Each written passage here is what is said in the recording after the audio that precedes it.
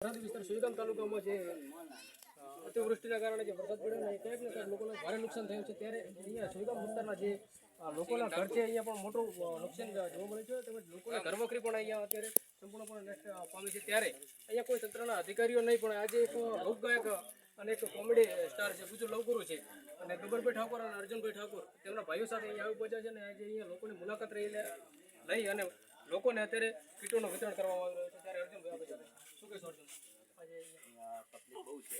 આજે અમે આ સુઈગામ બાજુ આવ્યા હતા, મારે ગુજ્જુભાઈનો કોન્ટેક્ટ કર્યો, કારણ કે આ વિસ્તારમાં તો ગુજ્જુભાઈ કીધું કે કોઈ આવતું રહે એટલે તમે આવો. ગુજ્જુભાઈએ મારે રસ્તો બતાવ્યો. ગુજ્જુભાઈ બધા સાથે બધા અમારા ગ્રુપ સર્કલ મળી રહ્યું એ બને ફૂલ ને તો ફૂલની પોકડી જે અમારાથી જે સેવા થાય એ આપવા આવ્યા છીએ.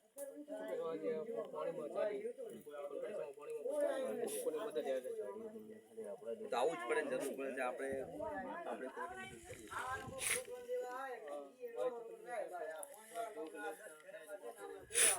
હા લેટ થયા પણ અમને થોડો